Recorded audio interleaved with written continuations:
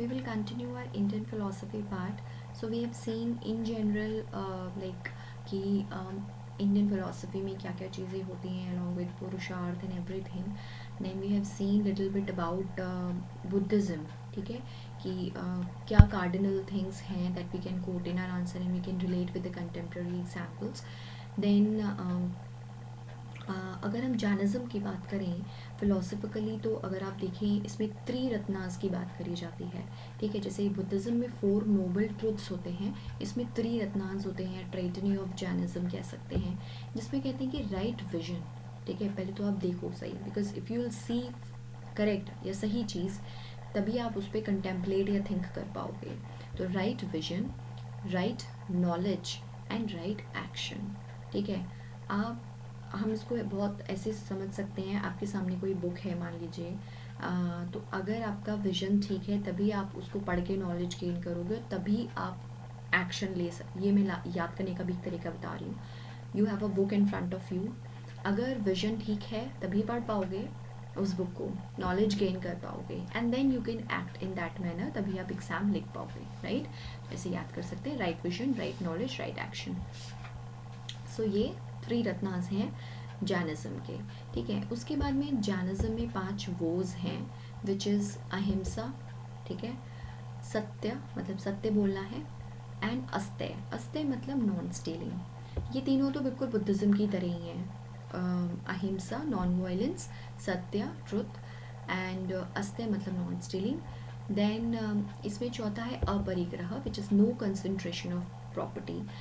इसको कंटेम्प्रेरी अगर आप देखो बहुत अच्छे से हम रिलेट कर सकते हैं। सबसे पहले पॉलिटिकली अगर देखो तो आर्टिकल 39 BC, ठीक है, जो बात करता है कि कोई कंसंट्रेशन ऑफ वेल्थ नहीं होगी, और अगर ऐसा होता है तो हम 39 BC को इम्प्लीमेंट करने के लिए 14 या 19 को कर्ब कर सकते हैं। ठीक है, तो ये हमने देखा कि कैसे हमने कंटेम्प्रेरी इसको रिलेट कर लिया। ठीक है, नो कंसंट्रेशन ऑफ प्रॉपर्टी को।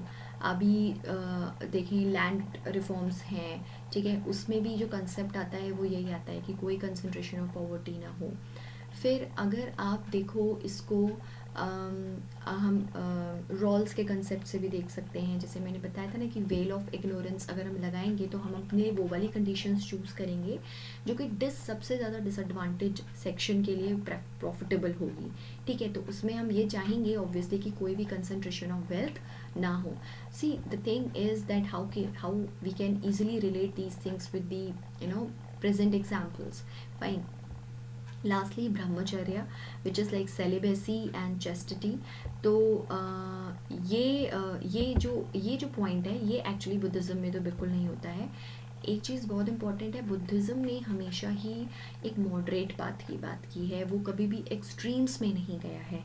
ठीक है, बुद्धिज़्म फिलॉसफी कभी भी एक्सट्रीम नहीं है, but Jainism philosophy is like has gone to the very extreme, जहाँ पे ये बोला जाता है कि आप शाम के इतने बजे के बाद खाना नहीं खाएंगे। ठीक है, एंड हम देखेंगे कि बहुत ज़्यादा जो जैनिज़्म कम्युनिटी है they are more into the business rather than into the agricultural sector in all. ठीक है, बिकॉज उसमें भी कहीं ना कहीं माइक्रो ऑर्गेनिजम्स और ये सब इन्वॉल्व होते हैं। तो basically what I am trying to say is कि मोस्टली जितनी भी फिलोसफीज़ हैं they are pointing towards only one direction.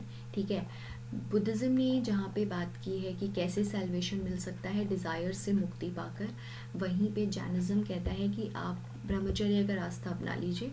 ठीक है, फाइनली तब आपको जो है सैल्वेशन मिल जाएगा। ठीक है, तो ये कुछ ब्रॉड आइडिया था इंडियन फिलोसफीज़ के बारे में। I hope it helps and thank you.